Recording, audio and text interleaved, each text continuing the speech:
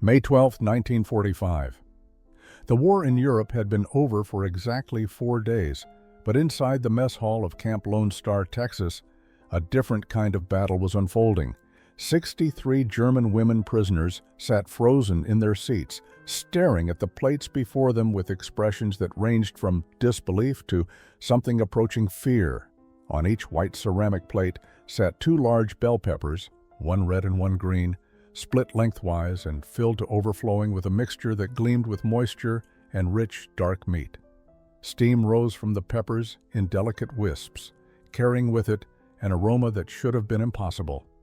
The scent of seasoned ground beef, tomatoes, rice, and herbs filled the air so thoroughly that it seemed to mock everything these women had known about wartime deprivation. 24-year-old Greta Hoffman sat at the end of the long wooden table, her hands gripping the edge so tightly that her knuckles had turned white. She had served as a radio operator for the Wehrmacht in France, had been captured during the chaotic retreat of January 1945, and had spent the last 4 months in American custody. In all that time, she had not seen this much meat in a single meal. In fact, she had not seen this much meat in a single month during the final years of the war in Germany. Next to her, Anna Kirschner, a former nurse from Hamburg, leaned forward slightly, her breath catching as she studied the impossible bounty before them. The peppers themselves were enormous, larger than any vegetable she had seen outside of peacetime photographs. But it was what filled them that defied understanding. Ground meat mixed with rice, onions, and what appeared to be cheese melted on top. Real cheese, real meat, in portions that would have fed an entire German family for days. Across the table, Elsa Muller, at 32 the oldest among them, simply stared. Her face had gone pale. She had worked in food distribution in Berlin during the war's final months. She knew exactly what German civilians had been eating: turnips, sawdust bread, potato peelings when they were lucky. Her own mother had died during the winter, weakened by months of malnutrition until a simple cold had killed her. And here, in an enemy prison camp, sat more food on a single plate than her mother had seen in her final weeks of life. The American guard standing near the door, Corporal James Mitchell, watched the women's reactions with an expression of confusion. He had grown up on a ranch in West Texas, where stuffed bell peppers were a common weeknight dinner. He had no framework for understanding what he was witnessing. To him, this was ordinary food, perhaps even modest by American standards.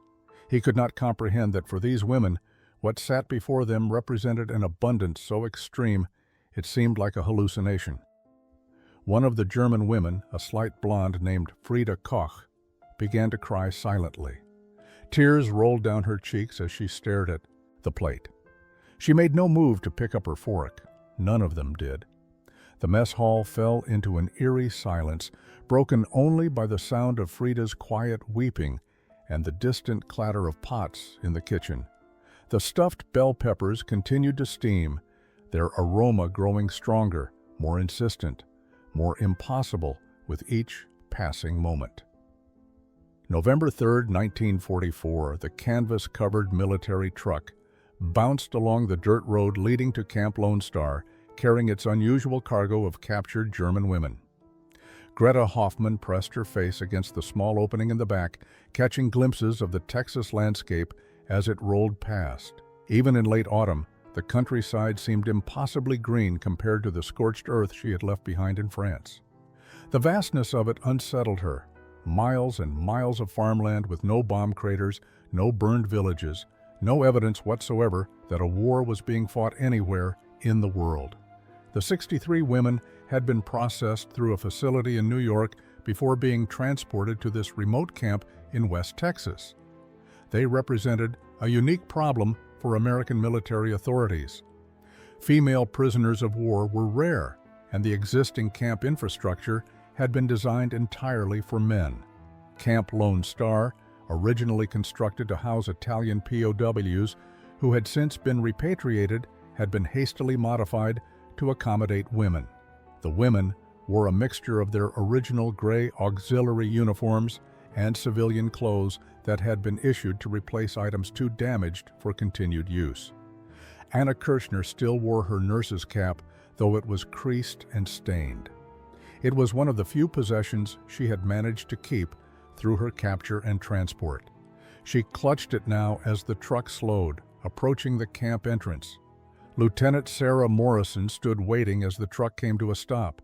She was one of only 3 female officers assigned to oversee the facility, a responsibility she had never imagined when she joined the Women's Army Corps 2 years earlier. She had been briefed extensively about what to expect: hostile prisoners, potential security risks, women who had served the Nazi regime in various capacities. What she had not been briefed about was how young they would look. As the women climbed down from the truck, Morrison found herself looking at faces that could have belonged to her younger sister, to her former college roommates, to the girls she had taught in Sunday school back in Virginia. The oldest among them was only 32. Most were in their early 20s. Several looked barely 18. The processing began immediately. The women were led into the administration building where they were photographed, fingerprinted, and assigned identification numbers. Else Muller watched as each woman ahead of her in line received a small package: toiletries, 2 changes of clothes, a blanket, and a towel. Simple items, but new and clean. When her turn came, Elsa accepted the package with trembling hands. The towel alone was better quality than anything she had owned in the past 2 years. As the sun began to set over the Texas plains, the women were led to their barracks. The building was simple but sturdy, with rows of metal frame beds, each with a mattress, pillow, and 2 blankets. Lieutenant Morrison watched from the doorway as the prisoners entered. She noticed how they moved carefully, almost reverently, touching the beds as if afraid they might disappear. Greta Hoffman lay awake on her bunk that first night, her mind returning to the lessons she had received during her training for the Women's Auxiliary Corps. The instructors had been very clear about what to expect if captured by the Americans. The lectures had been designed to prevent surrender, to ensure that German personnel would fight to the death rather than fall into enemy hands. She could still hear Instructor Richter's voice echoing in the training hall in Berlin. The Americans are savage in their treatment of prisoners. They starve their captives systematically, using food deprivation as a weapon of war. The instructor had shown them photographs, supposedly smuggled from American POW camps, showing emaciated prisoners behind barbed wire. "These are German soldiers in American custody," Richter had declared. "This is the mercy of our enemies." Greta had believed every word. Why wouldn't she? The instructor was an officer, a party member, someone in a position to know the truth, and the photographs had seemed authentic enough. Now, lying in a bed with clean sheets and 2 wool blankets, Greta wondered about those photographs. Had they been real? Had they shown American camps at all? Or had they been images from somewhere else entirely, repurposed to serve the propaganda narrative?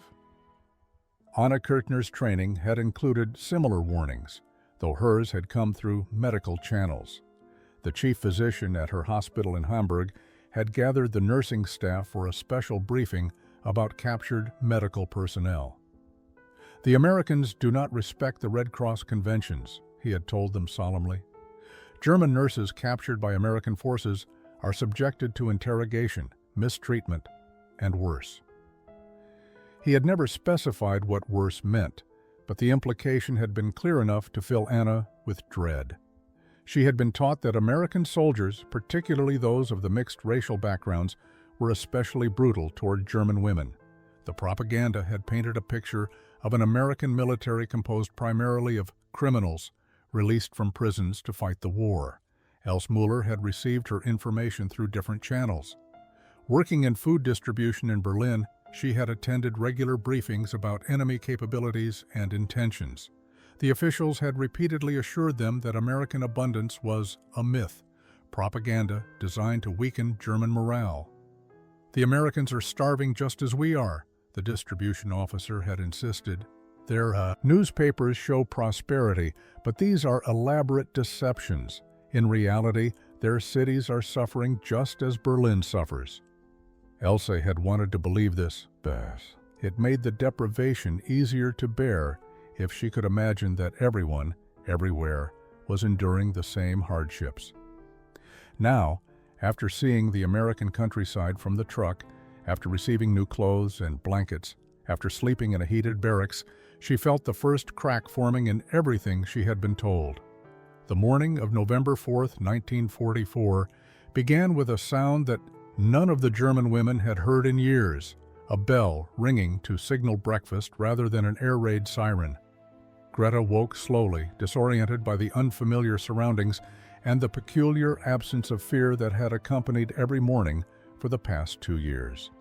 Around her, the other women stirred, sitting up on their bunks with expressions of confusion and lingering exhaustion from the long journey. Lieutenant Morrison appeared at the barracks door precisely at 6:30. Her voice was firm, but not unkind, as she addressed them in carefully pronounced German. "Guten Morgen. Breakfast is served in the mess hall. You will form a line and proceed in an orderly manner." The walk to the mess hall took less than 3 minutes, but for Greta, every step felt surreal. The morning air was crisp and clean, carrying the scent of sage and dust rather than smoke and ash. When they entered the mess hall, the smell hit them first. Coffee, real coffee, not the acorn substitute that had become standard in Germany. The aroma was so rich and genuine that several women stopped walking, causing a brief confusion in the line. Anna felt her stomach clench with a hunger she had been suppressing for months. Behind a long counter stood 3 American soldiers who appeared to be serving food. This alone was remarkable. In German facilities, prisoners served themselves or received minimal rations directly. Here, the Americans were actively distributing food to their captives. As the line moved forward, Greta could see what was being served, and her mind struggled to process the reality before her eyes. Scrambled eggs. Not 1 egg per person, but generous portions of fluffy yellow eggs that must have come from at least 2 or 3 eggs each. Sliced bread. White bread, not the dark, dense loaves mixed with sawdust that had become standard in wartime Germany. Butter. Actual butter in small paper-wrapped portions. And bacon. Strips of crispy bacon that represented more meat than most German civilians had seen in a single meal in years. When Greta reached the counter, the soldier placed a full plate in her hands. 3 eggs worth of scrambled mixture, 2 slices of buttered bread, 4 strips of bacon, and a small cup of what appeared to be canned peaches. Greta carried her plate to the nearest table and sat down, staring at the food. Around her, the other women were doing the same. 63 German prisoners sat in complete silence, looking at their breakfast plates as if they contained evidence of something impossible. Else Muller's hands shook as she picked up her fork. The last time she had eaten real eggs had been in the spring of 1943, more than 18 months ago, and here were 3 eggs worth on a single plate in an enemy prison camp, served as if it were nothing remarkable at all. Anna Kirchner set down her fork without taking a single bite. Her medical training had taught her to be observant, to notice details that others might miss, and everything about this situation felt wrong. The abundance was too extreme, too theatrical. It had to be a trick. Around the mess hall, she noticed similar reactions from her fellow prisoners. Some women stared at their plates with obvious longing, but made no move to eat. Others had lifted their forks halfway to their mouths before setting them down again, as if an invisible barrier prevented them from actually consuming the food. Frida Koch, the young blonde woman who sat across from Anna, whispered in German, "It has to be poisoned. Why else would they feed us like this?" The propaganda lessons had been explicit. Americans used deception as a primary weapon. They would gain your trust through false kindness, then exploit that trust to extract information, or worse. Else Muller's years of managing food distribution had taught her to be suspicious of anything that seemed too good to be true. And this breakfast was far too good to be true. She had calculated rations for thousands of German civilians during the war's final years. She knew exactly how much food should be allocated per person under wartime conditions. This single breakfast contained more calories than a German civilian's entire daily ration. It was impossible. Therefore, it must be a trick. Lieutenant Morrison watched from her position near the wall, noting the untouched plates with growing concern. She approached the nearest table where Greta sat with her full plate. "Is something wrong with the meal?" Morrison asked in her careful German. Greta looked up, trying to find words to explain what felt unexplainable. How could she tell this American officer that the food itself was suspicious, that abundance itself had become untrustworthy? Finally, she managed, "It is too much. We do not understand why you give us this." Morrison's confusion was genuine. This is standard breakfast. This is what American soldiers eat every morning. But her words only deepened the prisoner's suspicion. If this was standard, if Americans ate this way every day while Germany starved, then everything they had been told about the war, about American suffering, about the righteousness of their cause, was a lie. And that possibility was more terrifying than any poison could be. The breakfast grew cold. The eggs congealed on their plates, the bacon lost its crispness, and 63 German women sat in an American mess hall, surrounded by more food than they had seen in years, slowly starving themselves because they could not believe that their enemies might actually intend to feed them. Private Chen spoke quietly to the soldier next to him. "They're not eating. Why aren't they eating?" The other soldier shrugged. "Maybe they don't like bacon." But it wasn't about preference. It was about trust collapsing under the weight of propaganda, finally meeting reality. 3 days. That was how long the silent standoff lasted. 3 days of meals served and meals refused. 3 days of plates piled with food returned to the kitchen barely touched. 3 days of Lieutenant Morrison filing increasingly concerned reports to her superiors about prisoners who seemed determined to starve themselves rather than accept American rations. On the morning of November 7th, the situation reached a breaking point. Frida Koch woke before dawn with such intense hunger pangs that she could barely stand. At 20 years old, she was among the youngest of the prisoners, and her body simply could not sustain continued refusal of food. She had been surviving on nothing but water and the smallest possible bites of bread, enough to keep from collapsing, but not enough to satisfy the deep, aching emptiness in her stomach. During breakfast that morning, Frida sat at her usual table, staring at her plate with the same mixture of fear and longing that had characterized the past 3 days. But something had changed. Her hands shook, not just with nervousness, but with genuine physical weakness. Her vision had begun to blur at the edges. She knew the signs of serious malnutrition from her time in Germany during the final months of the war. She was approaching the point where refusal of food would cause lasting damage. Around her, she could hear the quiet German conversations that had become routine, speculation about when the poisoning would occur, theories about what the Americans were really planning. But underneath those conversations, Frida could hear something else, the sound of stomachs growling. They were all starving themselves, clinging to suspicion, while their bodies screamed for sustenance. She picked up her fork. The weight of it felt enormous in her weakened hand. Across the table, Anna Kirchner watched Frida with the trained eye of a nurse. She could see the trembling, the pallor, the signs of a body beginning to shut down from lack of nutrition. If this continued, Anna knew, there would be medical consequences. Some of the women were already showing signs of dangerous malnutrition.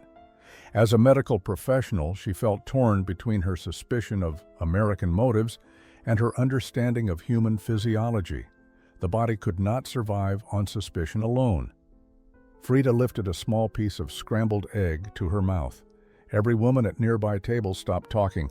All eyes turned to watch this moment of capitulation or courage, depending on one's perspective. Frida closed her eyes and placed the egg in her mouth. The taste was overwhelming. Salt, butter, actual egg from actual chickens. Her body's response was immediate and undeniable. Saliva flooded her mouth, her stomach cramped with desperate hunger. She swallowed, and then, before she could stop herself, she took another bite, and another. Within minutes, Frida had consumed half her plate. She ate with single-minded intensity, no longer caring about poison or propaganda or what any of this meant. She was simply a starving young woman eating food, following the most basic human instinct for survival. Around the mess hall, something shifted. One by one, other women began to eat. First, hesitantly, taking small bites while watching Frida for signs of illness. Then, with increasing conviction, as they realized the food was exactly what it appeared to be: food. By the end of breakfast, 40 of the 63 women had eaten substantial portions of their meals. The remaining 23 still refused, but their resolve was visibly weakening. Greta Hoffmann ate her first full meal in American captivity that evening, and with each bite came memories of what eating had meant during the final years of the war in Germany. The contrast was so severe that she found herself crying silently as she chewed, tears mixing with the taste of roasted chicken and mashed potatoes. She remembered the winter of 1944 in Berlin, when the ration cards had become increasingly worthless because there was simply nothing to purchase with them. Her family had learned to make soup from potato peelings, boiling them for hours to extract any possible nutrition from what had once been thrown away as garbage. Her younger sister had developed a cough that winter that never quite went away, a wet rattling sound that spoke of a body too weakened by malnutrition to fight off simple infections. Anna Kirchner's memories were even more haunting because she had seen the effects of starvation from a medical perspective. Working in the Hamburg hospital during the final months before her deployment to France, she had treated countless civilians suffering from malnutrition-related illnesses. Children with distended bellies and hollow eyes. Elderly patients who simply stopped eating because their rations were so inadequate that death seemed preferable to prolonged suffering. The hospital itself had been on starvation rations. Anna had learned to function on fewer than 1,000 calories per day, her body consuming its own muscle tissue to survive. She had lost nearly 30 pounds during her final year in Hamburg. Now, sitting in an American mess hall, with a plate containing more calories than she had eaten in 3 days back home, she felt a complex mixture of relief and rage. Else Mueller's memories were the most bitter, because she had been responsible for distributing the inadequate food that kept Berlin's population barely alive. She knew the exact numbers, had calculated them hundreds of times. The official ration for an adult German civilian in the winter of 1945 had been 1,200 calories per day. But that was only on paper. In reality, supply disruptions meant that most civilians received far less. 700 calories, 500 calories, some days nothing at all. She had stood behind distribution counters and watched mothers plead for extra rations for their children. She had turned them away because there was nothing to give. The bread she had distributed in those final months had been made from flour mixed with sawdust and ground acorns. It was gray-brown in color and tasted like wet cardboard, but people ate it because the alternative was starvation. Now Else held a slice of white bread in her hands, soft and fresh, made from pure wheat flour. She calculated automatically, this single slice contained more nutritional value than an entire day's ration of the sawdust bread she had distributed in Berlin. The weight of that realization was crushing. May 12, 1945. 6 months after their arrival at Camp Lone Star, the German women had settled into a routine that bore little resemblance to what they had imagined captivity would be. They worked in various camp facilities, attended English classes that Lieutenant Morrison had organized, and ate 3 meals per day that continued to astonish them with their abundance. But nothing had prepared them for the stuffed bell peppers. Greta was the first to enter the mess hall that evening, and the first to see the plates already set out on the tables. She stopped so suddenly that Anna, walking behind her, nearly collided with her back. For a long moment, Greta simply stared at the impossible sight before her. The peppers themselves were enormous, each one the size of her fist, cut in half lengthwise to create boats of red and green. But it was their contents that made her breath catch in her throat. Ground meat. Not the tiny portions they occasionally received mixed into other dishes, but pure ground beef, seasoned and cooked until it glistened with fat and juice. Mixed with rice, onions, and topped with melted cheese that had formed a golden crust across the surface. Each half pepper was a self-contained meal, and there were 2 on every plate, 4 pepper halves worth of meat per person, more meat than Greta had seen in a single meal during the entire final year of the war in Germany. Anna moved past Greta and approached the nearest table, bending down to examine the food as if it might be a mirage. The smell was intoxicating. Rich beef fat, the sweetness of cooked peppers, the sharp tang of tomato sauce, and underneath it all, the complex aroma of herbs and spices. Oregano, basil, garlic. Ingredients that had vanished from German markets years ago, now used casually to flavor food for prisoners. Else Muller entered the mess hall and immediately understood that something significant was happening. The women who had arrived before her were standing motionless, staring at the tables with expressions that ranged from shock to something approaching religious awe. She made her way to the front to see what had caused this reaction and felt her knees weaken when she saw the stuffed peppers. In her role managing food distribution in Berlin, Elsa had become an expert at calculating the meat content of various dishes. She looked at the stuffed pepper and made her calculations automatically. Each pepper half contained approximately 4 ounces of ground beef. 2 halves per plate meant 8 ounces of meat per person, half a pound of beef. For prisoners, for one meal. The impossibility of it was staggering. Private Chen had helped prepare the stuffed peppers that afternoon under the supervision of Sergeant Martinez, who considered them comfort food. He had no idea his simple family recipe was causing existential crisis in the minds of 63 German women. Frida Koch was the first to speak, her voice barely above a whisper, but clear enough to be heard in the silent mess hall. "They are feeding us better than the Wehrmacht fed its own soldiers." The statement hung in the air, impossible to dismiss because every woman in the room knew it was true. During the final year of the war, even frontline German troops had been on reduced rations. The famous Wehrmacht logistics system that had once been the envy of Europe had collapsed under the pressure of Allied bombing and supply shortages. Soldiers in the field often survived on ersatz coffee, stale bread, and whatever they could scavenge from the countryside. And here were their captors, the supposed enemy, serving them meals that would have been considered luxurious in any German military facility during the past 2 years of the war. Greta sat down slowly, her mind struggling to reconcile what was before her with everything she had believed about the world. The propaganda had been clear and consistent. America was a nation of weaklings grown soft from excess. Yes, but that excess was a lie, a facade maintained through photographs and films, while their actual population suffered just as much as Germany's. Except it was not a lie. The evidence was overwhelming and undeniable. The American soldiers guarding them were well-fed, healthy, and strong. The camp itself was maintained with materials that suggested no shortage of resources.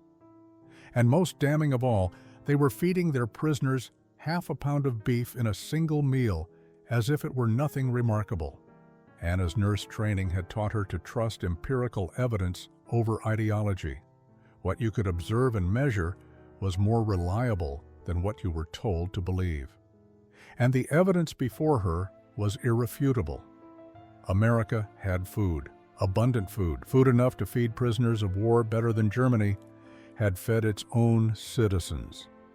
Which meant that everything about the rationale for the war, everything about German superiority and American weakness had been based on false premises. Else Muller felt something breaking inside her chest.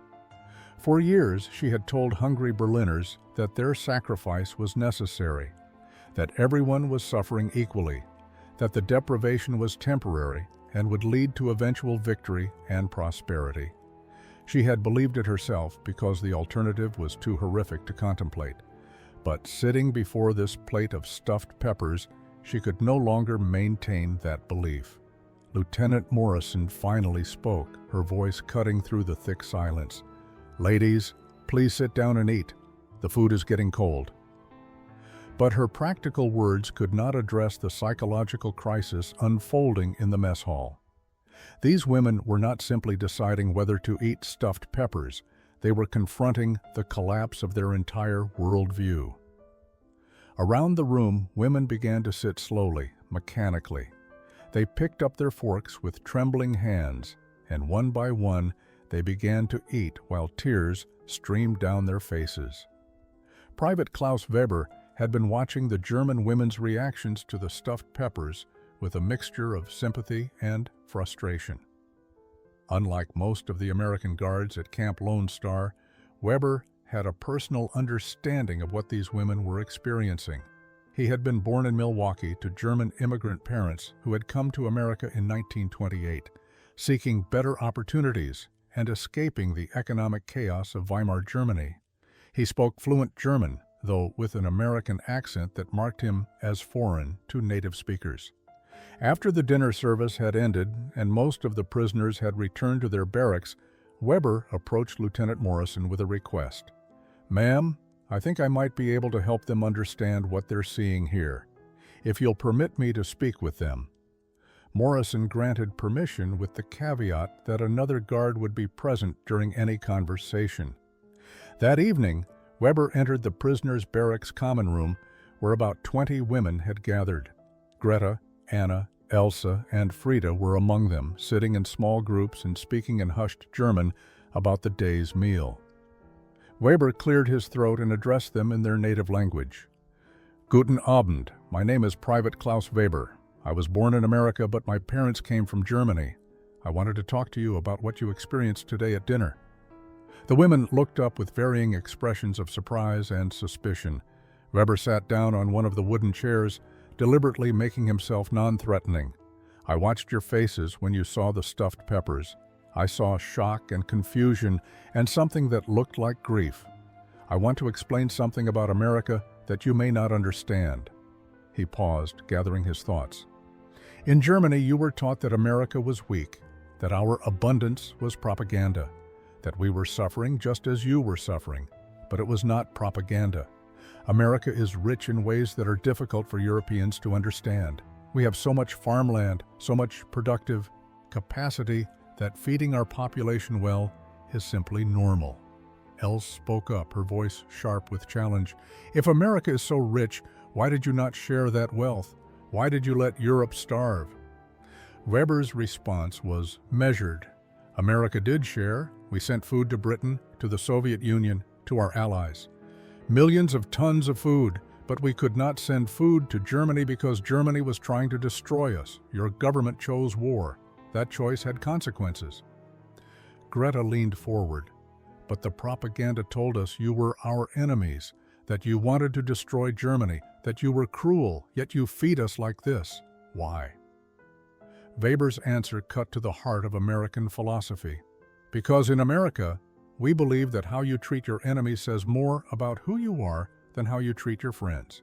We feed you well, not because we have forgotten that we were at war, but because we believe that all people deserve basic dignity, even those who fought against us. This is not weakness, this is strength." The room fell silent as the women absorbed his words. They had been taught that mercy was weakness, that cruelty demonstrated power. Weber was presenting an entirely different philosophy, one where strength was measured by compassion, even to those who did not deserve it. Greta sat at the small wooden table in the barracks common room, a piece of paper before her and a pencil in her trembling hand. Lieutenant Morrison had announced that prisoners could write letters to family members in Germany, though she had been careful to explain that delivery could not be guaranteed given the chaos of the occupation. The letters would be reviewed by censors and sent through Red Cross channels when possible. But Greta was not writing because she believed the letter would reach her family. She was writing because she needed to put into words the impossible reality she was living. "Dear Mama and Papa," she began in careful German script, I am a prisoner of war in Texas, America. I am healthy and safe, but I must tell you something that you will not believe." She paused, trying to find words that would not sound like madness. How could she explain what she had experienced? How could she describe abundance so extreme that it contradicted everything they knew about wartime existence? She continued writing, "The Americans feed us 3 meals every day, real meals with meat and vegetables and bread made from pure wheat flour. Yesterday they served us bell peppers stuffed with half a pound of beef per person. I am not exaggerating. Half a pound of beef for prisoners in a single meal." She read back what she had written and realized it sounded like propaganda or delusion. No one in Germany would believe that enemy captors were providing such food. They would think she had been brainwashed or coerced into writing false statements. Around the common room, other women were engaged in similar struggles.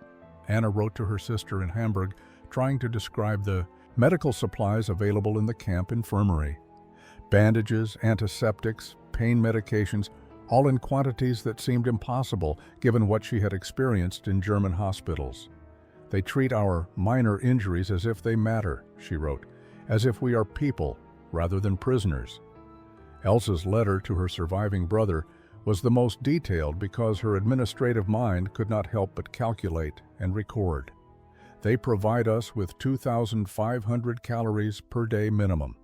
That is more than double what Berlin civilians received during the final months. The waste alone from the American mess hall would feed a German family for a week." Frida wrote to her mother, though she had received no word about whether her mother had survived the bombing of Dresden. Her letter was the most emotional, filled with confusion and guilt. "Mama, I do not understand why they are kind to us. We were their enemies. We served the Reich, yet they treat us with dignity and feed us as if we were guests rather than captives. What does this mean? Were we wrong about everything?" The letters piled up on Lieutenant Morrison's desk, waiting to be reviewed and forwarded through official channels. Most would never reach their intended recipients, but they served a purpose nonetheless, allowing the women to articulate the cognitive dissonance that was reshaping their understanding of the world. December 24, 1944. The prisoners had been at Camp Lone Star for nearly 2 months, and while they had grown somewhat accustomed to American abundance, nothing prepared them for what Sergeant Martinez had planned for Christmas dinner. The mess hall had been decorated with simple paper chains and pine branches that Private Chen had gathered from the surrounding countryside. The effort was modest but genuine, an attempt to create holiday atmosphere in an unlikely setting. When the German women entered for the evening meal, they found the tables arranged differently than usual. Instead of the standard rows, they had been pushed together to create one long table that could seat everyone together, prisoners and guards alike. The symbolism was not lost on anyone present. In military facilities, officers ate separately from enlisted personnel, and prisoners ate separately from their captors. But tonight, on Christmas Eve, those distinctions had been deliberately set aside. Lieutenant Morrison stood at the head of the table as the women filed in and found seats. "Ladies," she said in her careful German, "tonight we celebrate together. In America, Christmas is a time when we remember that all people are children of God, regardless of which side of a war they find themselves on." The prisoners sat quietly, unsure how to respond to this unprecedented gesture of inclusion. Then the food began to arrive from the kitchen, and the women's carefully maintained composure crumbled. Roasted turkey, not small portions, but whole birds carved at the table, with each person receiving generous slices of white and dark meat. Mashed potatoes made with real butter and cream, smooth and rich. Gravy made from turkey drippings, green beans cooked with bacon, rolls made from wheat flour and served warm with butter, cranberry sauce that gleamed like rubies in small dishes, and pies, apple pies and pumpkin pies made with real sugar and cinnamon. Greta stared at her plate and felt tears beginning to form. The last Christmas she had spent in Germany, Her family's entire holiday meal had consisted of turnip soup and a small piece of dark bread per person. They had sung carols and tried to maintain holiday spirit, but the hunger had been inescapable. Anna thought of the Christmas before she had been deployed to France. She had worked a double shift at the Hamburg hospital on Christmas Eve, tending to wounded soldiers and malnourished civilians. The hospital's holiday meal for staff had been ersatz coffee and a slightly larger portion of their usual thin soup. The contrast with what sat before her now was so extreme that it felt obscene. How could abundance like this exist in the same world where her patients had died from malnutrition? Private Weber, sitting near the middle of the table, began to sing Silent Night in German. His voice was untrained but sincere. Stille Nacht, heilige Nacht. One by one, the German women joined in, their voices harmonizing in the traditional melody they had known since childhood. When they finished, Private Chen started the English version and the American soldiers sang together. Two languages, two nations that had been at war, united for 3 minutes in shared song. By the time the meal ended, something fundamental had shifted in the camp's atmosphere.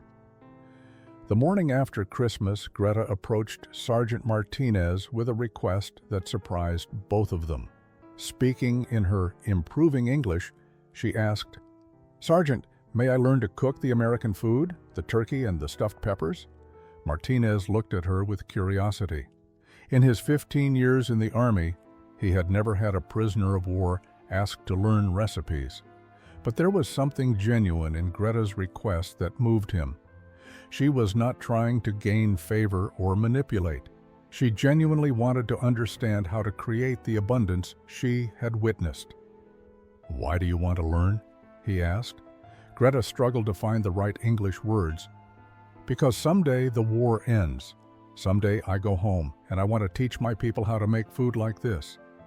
Martinez understood something in that moment that would later be included in his report to Lieutenant Morrison.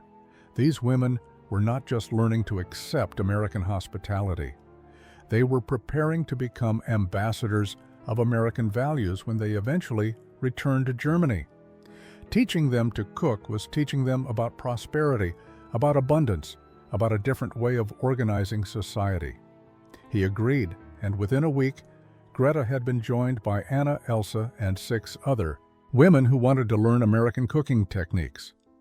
The camp kitchen became an unlikely classroom where former enemies learned to work together. Martinez taught them how to brown ground beef properly, how to season it with spices that had been unavailable in wartime Germany. He showed them how to select bell peppers, how to blanch them slightly before stuffing so they would cook evenly.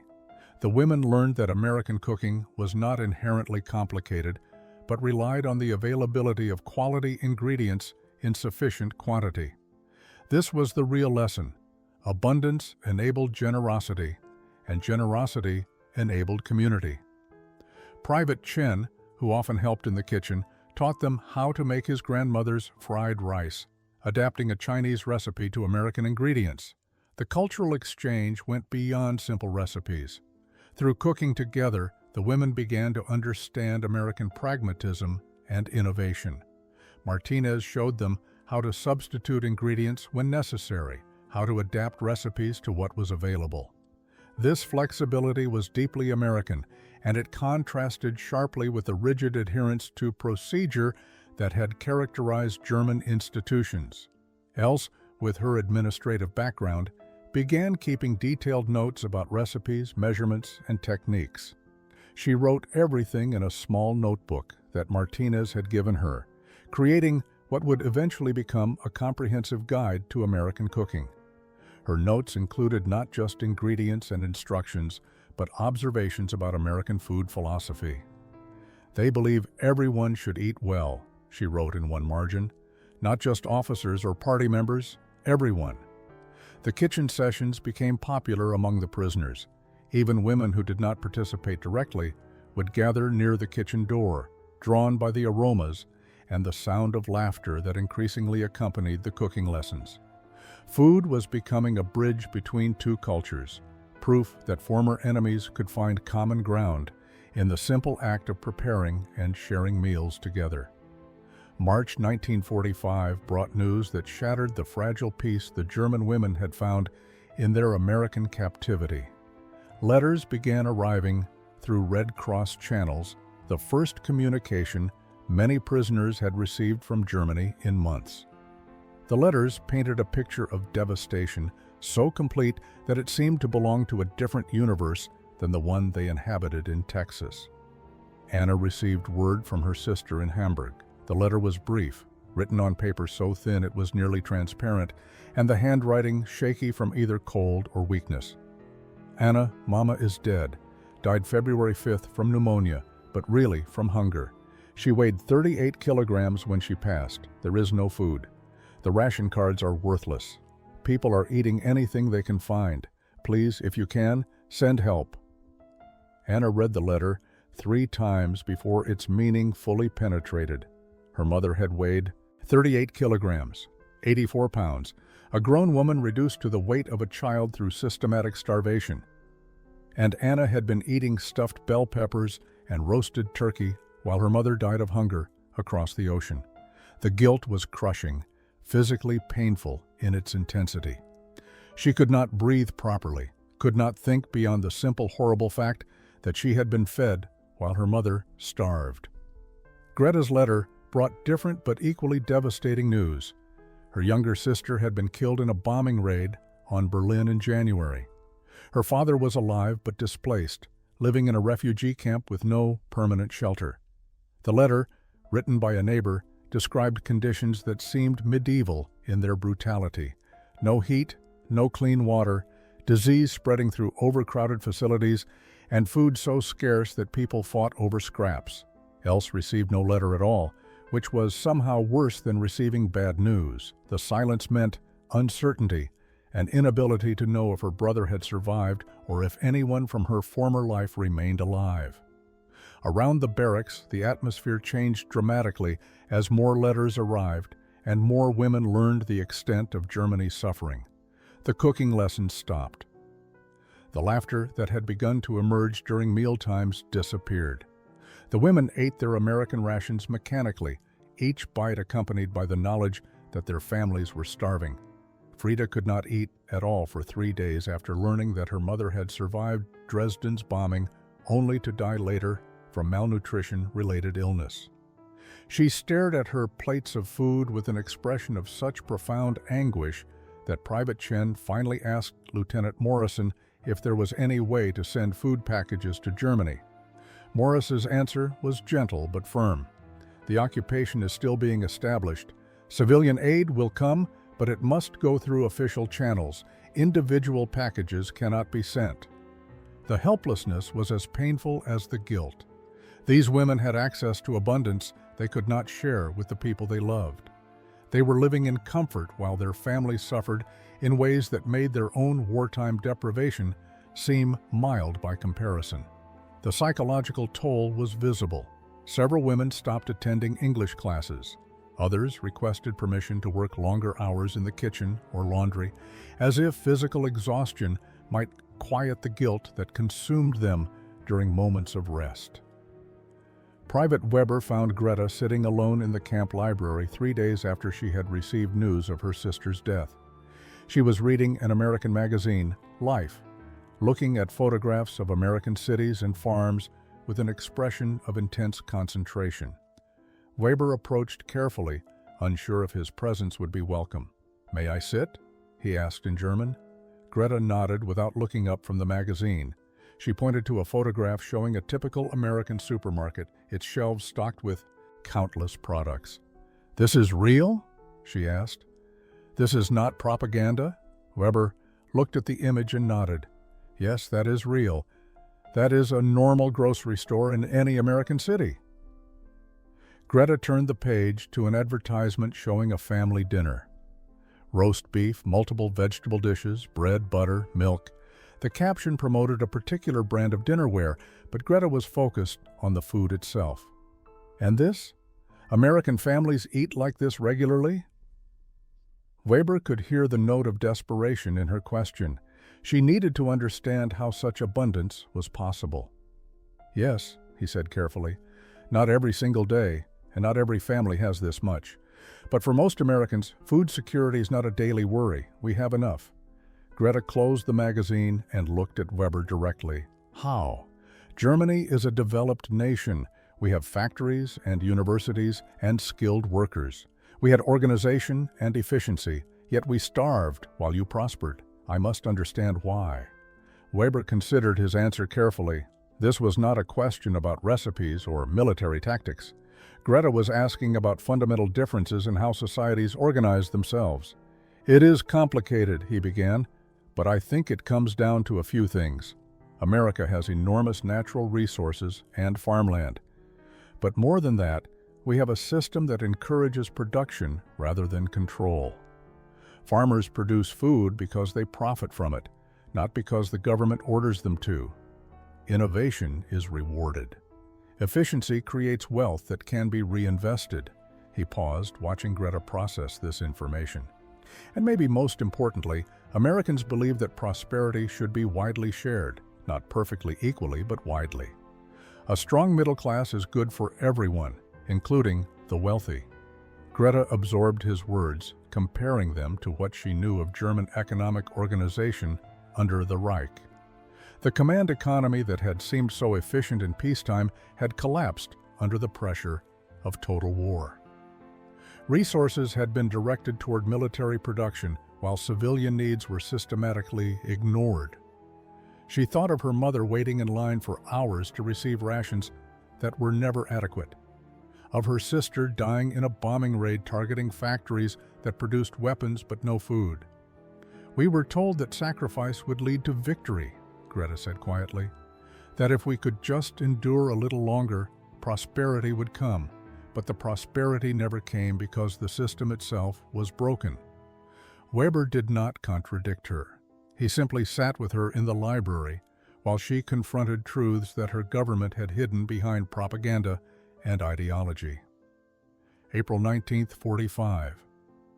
The news of President Roosevelt's death reached Camp Lone Star and created an unexpected reaction among the German prisoners. Many of them wept openly, mourning a man who had been their enemy, but whom they had come to see as representative of the American values that had transformed their understanding of the world.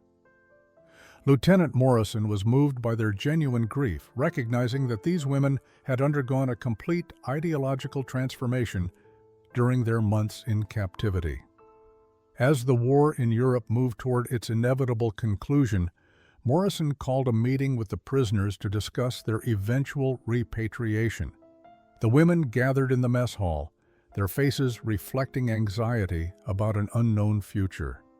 Morrison spoke in her careful German. "The war will end soon.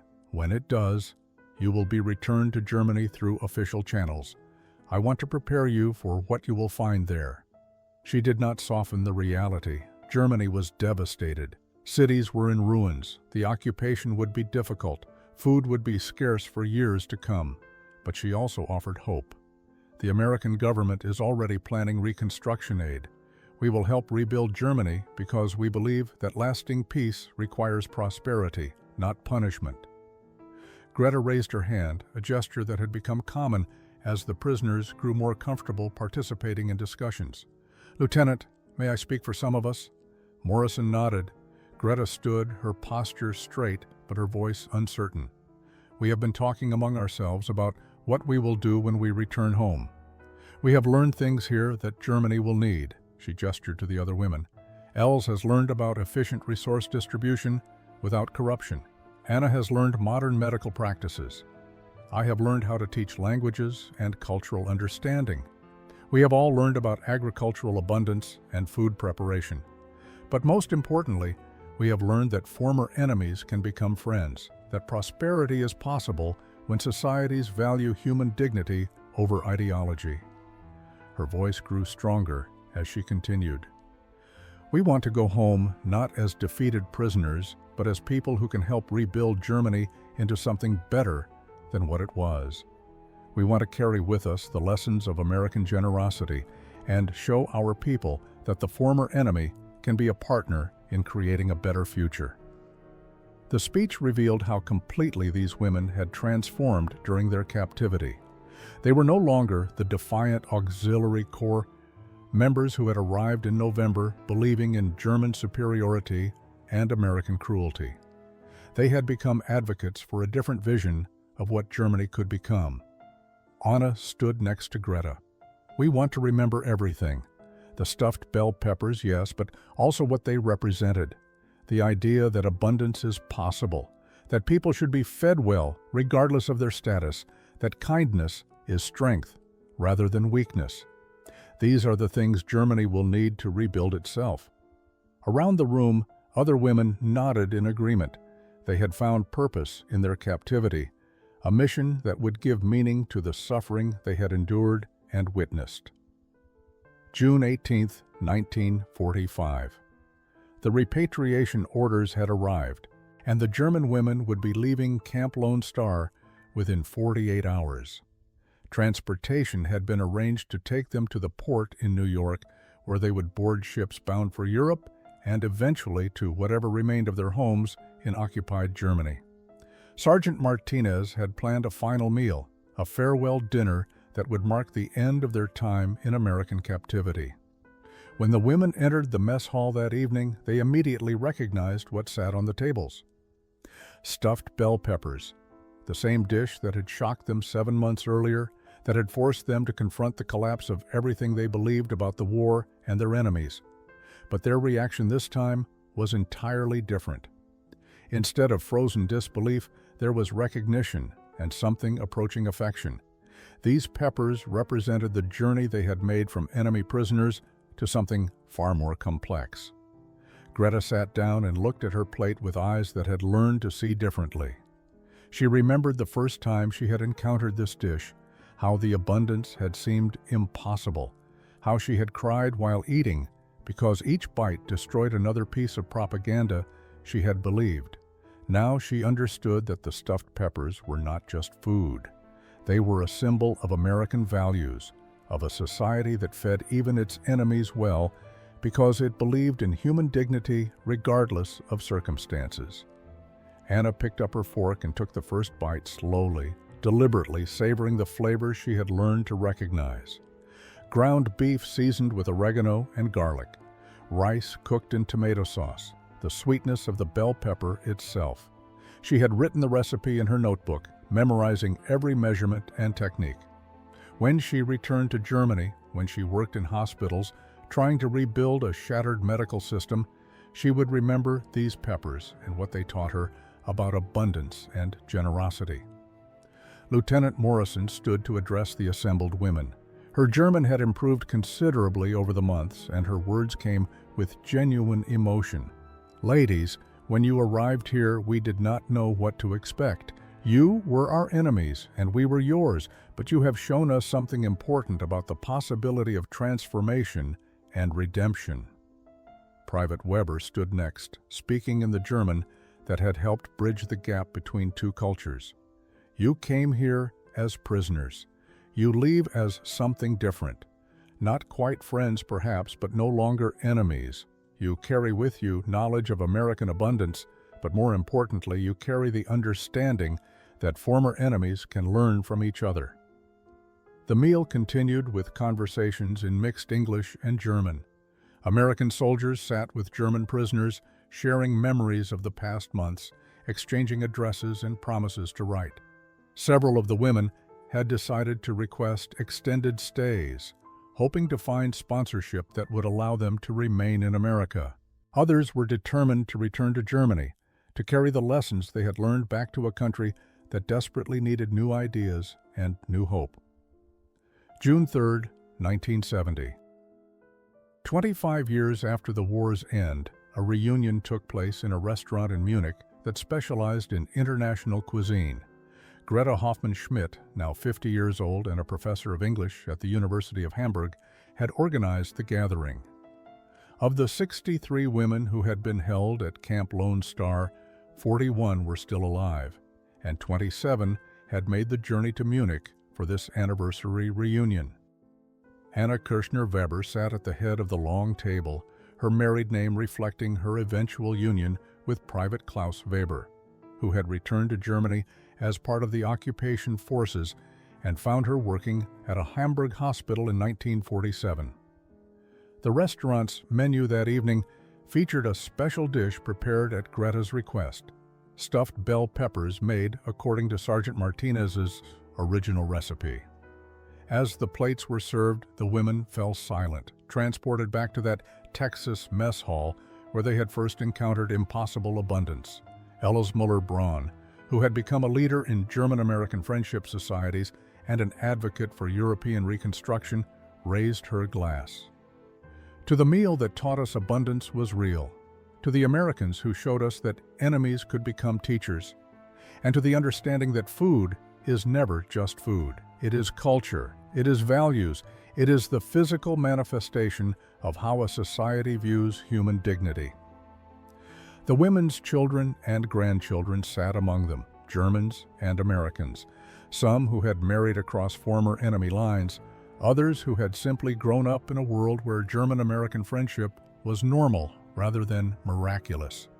They listened as their mothers and grandmothers told stories of wartime captivity that sounded nothing like what they expected. Stories not of cruelty and deprivation, but of kindness and transformation. Greta stood to speak, her English now flawless after decades of teaching. We came to America as believers in propaganda that told us our enemies were cruel and weak. We discovered that they were neither. They were strong enough to show mercy and secure enough in their abundance to share it even with those who had fought against them. She held up a fork full of stuffed bell pepper. This simple dish changed everything for us, not because it was exotic or complicated, but because it was ordinary. Ordinary American food that revealed the extraordinary truth that our society had been built on lies, while America had been built on principles that actually worked. Anna added her own reflection. We learned that the strongest nations are not those that hoard resources and glorify sacrifice, but those that create abundance and share it widely. Germany's reconstruction succeeded not because we returned to what we were, but because we learned from what we had seen. In American captivity, the evening continued with laughter and tears, memories shared and lessons remembered. The stuffed bell peppers were consumed slowly, each bite carrying the weight of history and transformation. These women had been prisoners of war who discovered that their captivity offered more freedom than their service to their own country had provided. They had learned that redemption was possible, that enemies could become friends, and that sometimes the most profound lessons came wrapped in the simplest packages. A meal, after all, is never just a meal.